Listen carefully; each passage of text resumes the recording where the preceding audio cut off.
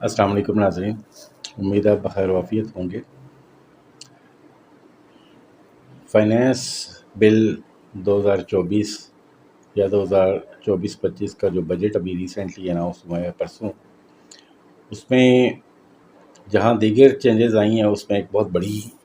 تبدیلی جو آئی ہے وہ ایکسپورٹ یعنی ایکسپورٹرز کے اوپر جو ٹیکسیشن ہے اس کے حوالے سے ہے۔ آپ کو معلوم ہوگا کہ سیکشن 154 ایکسپورٹس کے حوالے سے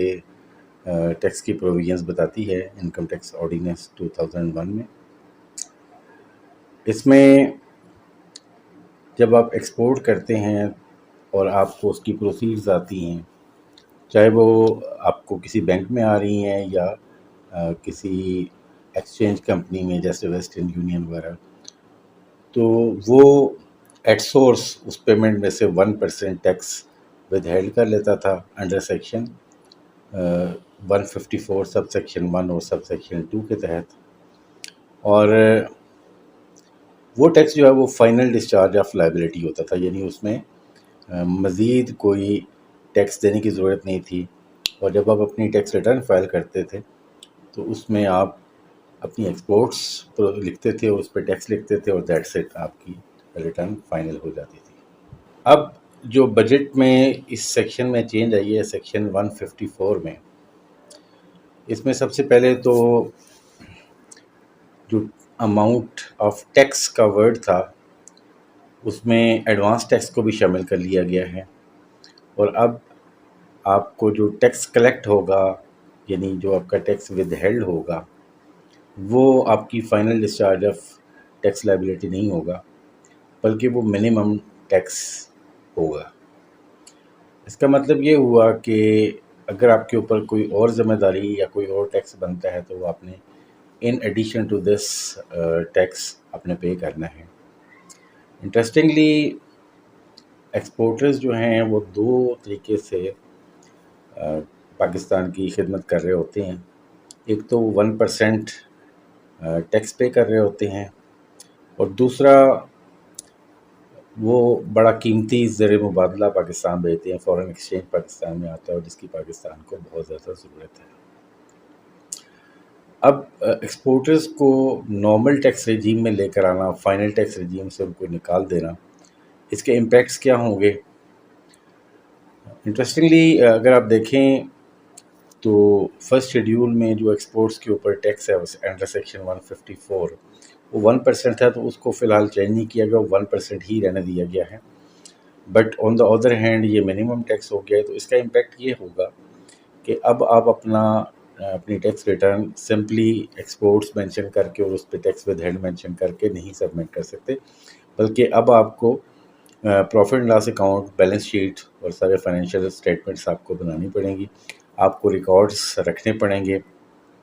اور اب آپ کو نوٹس بھی آ سکتا ہے، اور اب آپ کو آپ کے خلاف کیسز بھی بن سکتے ہیں، اور اس میں وہ آپ کے ڈیٹیلڈ ریکارڈس کو چیک کریں گے کہ ویدر آپ کی ایکسپورٹس کتنی ہیں، اس کے اگینسٹ آپ نے جو انکم کیسے کیلکولیٹ کی ہے۔ تو نارمل ٹیکس رجیم میں آپ کو اپنا پروفٹ اینڈ لاس اکاؤنٹ بنانا ہوتا ہے۔ اس میں چونکہ کمپلائنسز